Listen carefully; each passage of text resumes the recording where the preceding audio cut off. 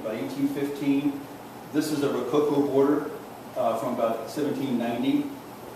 Again, would have been used to finish shadow wallpaper. Again, this would have been a kind of border that probably would have been utilized with a painted paper, a plain painted paper. And this would have been placed around the windows, around the doorways to finish out. And also, these borders were used not only as a decorative aspect, but also to hide the nail marks, because a lot of wallpapers were put up with tacks, so the borders would have hid the tacks, so you wouldn't have seen those. And you'll notice also, these borders were also flocked. All these are flocked, actually. You can feel the flocking on them. And some of them also had a little bit of gold leafing to give them a little bit of an accent highlight on them. So my light is not so great, but you can see that as well. And these borders are a little bit later. These are 19th century borders. Again, more variations of the same. All these also are flocked. And this border is a good example of an Asian influence border. Again, there's just no end to the variety of borders that were created as decorative effects with wallpapers.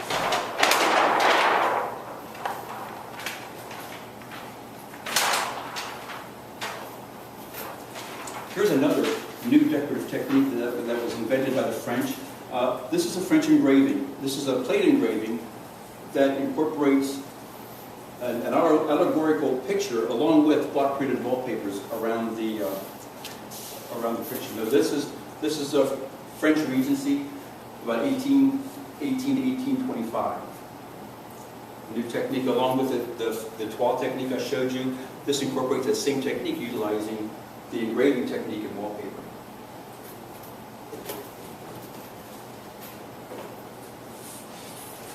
And more borders. They came in any sizes.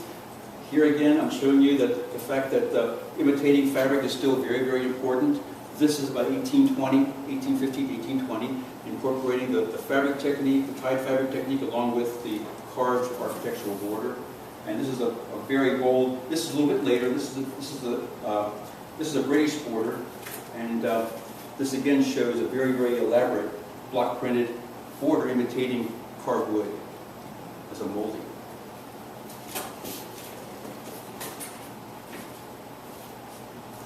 Another new technique from steel engraving. This is a very, very delicate French paper imitating lace. And this is a double process incorporating the lace technique was done with steel engraving, and then the flowers and the other motifs in there, the flowers and the leaves, were done by block printing, incorporating two different techniques, which was very elaborate and probably pretty expensive.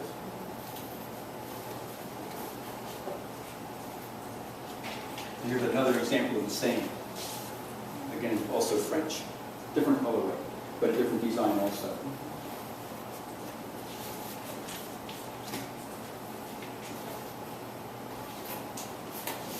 Here's a very elaborate border utilizing probably about 15 or 20 colors. Now what's interesting about this is the fact that they're imitating jewels in this little accent motifs here, which I find is quite interesting, along with the architectural work and the floral motif. This again probably is a 25 or 30 color border. Again, extremely expensive to reproduce. Very elaborate, very nice, beautiful piece. This is another very elaborate border. This again would be part of a large ensemble of wall coverings to match into the border for a very elaborate garden kind of room. Architectural work along with very elaborate garden flowers. Again, this is probably about a 25 or 30 color design, all block printed again.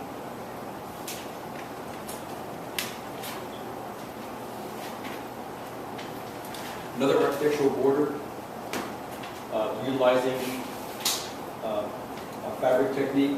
This is British. This is English. The English are getting a little bit braver now in the 19th century, but still not quite as elaborate, a little bit stiffer than the French examples that I had shown you.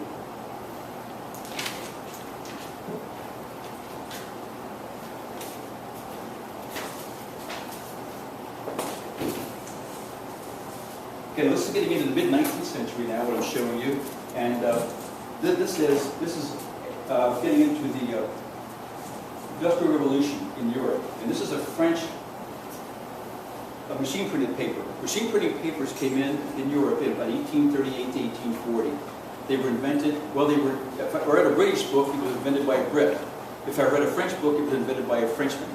So they were both working on it at the same time, and the French manufacturer, I think, got the first patent. But the British machine was a little bit different, so the British manufacturer also received the patent for his machine.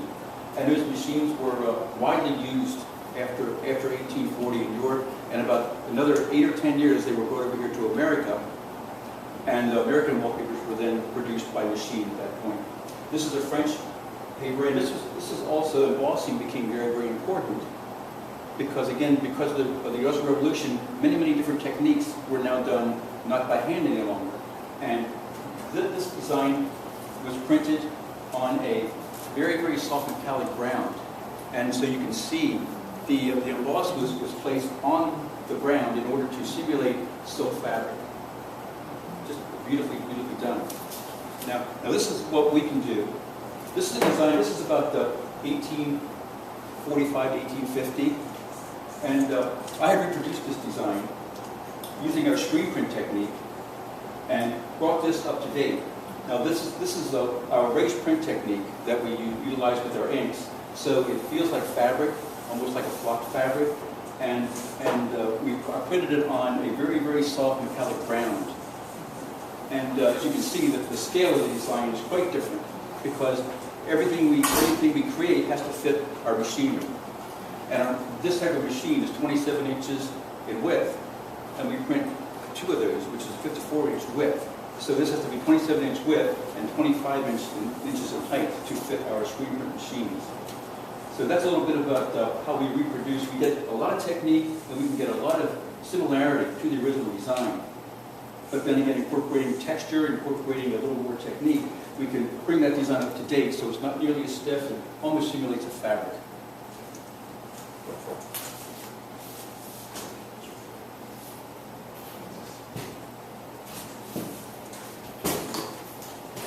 Okay, this is mid-19th century. There's a great story about the mid-19th century, and that is the manufacturers of handmade papers over in Europe were quite upset about all this machine-made product being put out into the world. And so they decided what they were going to do is not only the wallpaper manufacturers, but all the manufacturers that made anything by hand all over Europe got together and created international expositions. They went to one city each year. They went to Paris, they went to London, they went to Brussels. They even came over here to America. There was one in Philadelphia just before the Civil War in 1861, I think it was. And to show their craftsmanship and to show their techniques and to show what they can produce as compared with what's being produced by machine. And these were 2 examples that were introduced along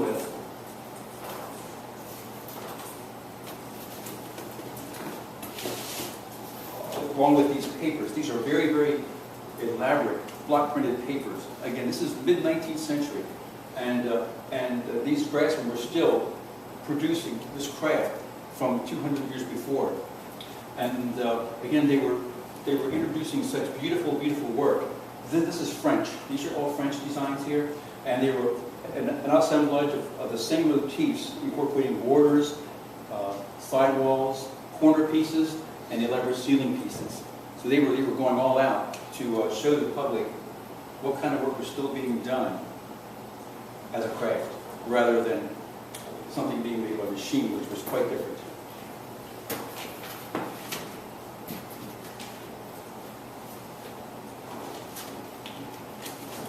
This is an example of an antebellum design before about 1859, 1860. This is the kind of design that would have been produced here in America by block printing, but also this happens to be a British design. And this would be a design you would find in the southern homes in the mid-19th century, like say in Mississippi, in Georgia, even in Virginia. The big plantation homes would have used this kind of very elaborate floral with architectural work. in their more very important rooms.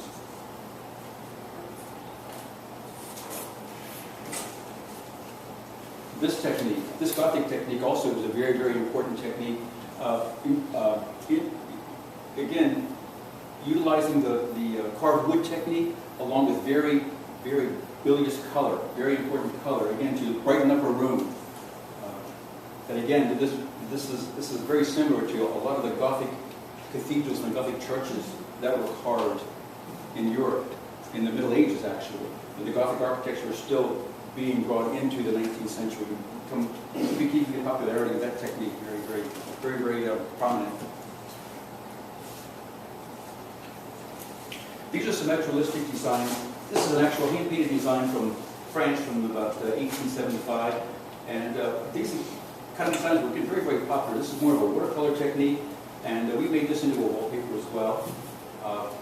Here's another. This is a trompe-l'oeil kind of technique. Trompe-l'oeil was very, very popular too, incorporating kind of fool-the-eye kind of thing. There's a sky background that was block printed in this design first, and then the birds and the tree designs was printed over that. Just simulate. And this is something kind of a similar kind of design, but something a little simple because the sky was delineated with this one. This is again very, very beautifully done bird and floral motif. Again, France from 1875 to 1880. And this is a design I just found recently in our archives. This is French also. This is about 1870 and 1880. This would have been. This is a block printed design. This again would have been one of those designs that would have been featured by a craftsman in one of those yearly exhibitions, because it's a very elaborate design and very flamboyant and beautifully done. Would have been fabric or wallpaper. This happened to be a wallpaper design.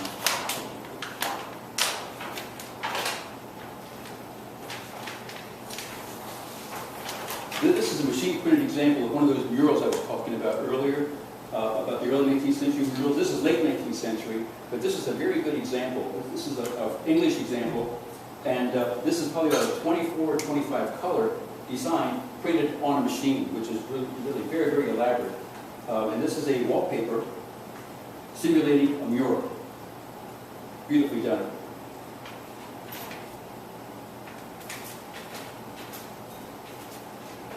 Along this time, too, the British designers, interior designers, were trying to get another design concept going, because this kind of very elaborate, very naturalistic design has been popular in Europe for decades. And there were some interior designers, along with William Morris and people like that in England, that were trying to change the ideal of the interior space at the time. And they were going back to not quite medieval design, but more ecclesiastical design, and very two-dimensional and almost architectural work to use as background for walls, rather than the walls being covered with this kind of floor that the French were expounding upon still in the late 19th century.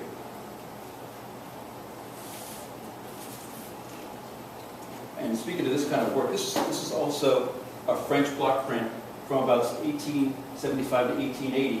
A very, very elaborate example with gold leafing, with cherubs, with architectural work. There's anything and everything you might want in a wallpaper is in this paper. I brought this because it's so elaborate and it's so interesting and so beautifully done. That's another example of something that probably would have been exhibited at one of those international exhibits.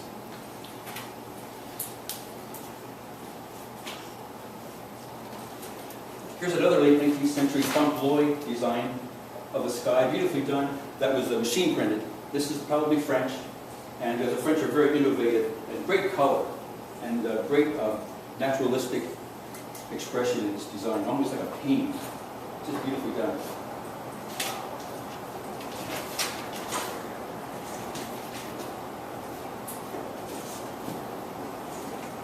Okay, the next very important art concept was, of course, William Morris. He was such an actionary and such a giant figure in interior design that his work became unbelievably important in America and also in England and also America. And I have a couple of examples of his work here. This is an example. This is a fabric and a wallpaper. This has to be a wallpaper, a block printed wallpaper from about 1885. Here's another example. He like a lot of these very naturalistic leaf designs, as background designs in a room. And there would have been other design work that would have matched into this paper, that would have been filled paper, background paper, bordered paper, that would have matched right into this to make a great ensemble that he would have really been important. He was an important factor, as we all know.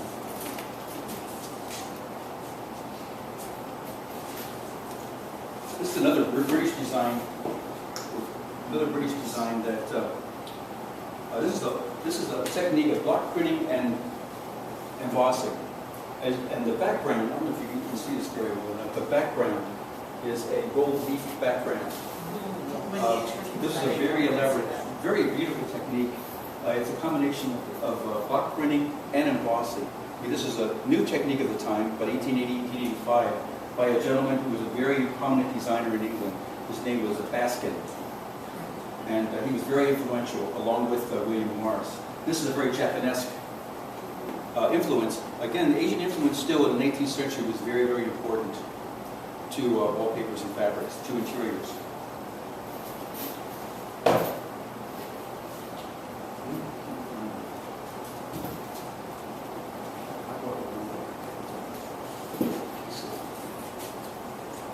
Okay, I have an example here that I need to show you at this time.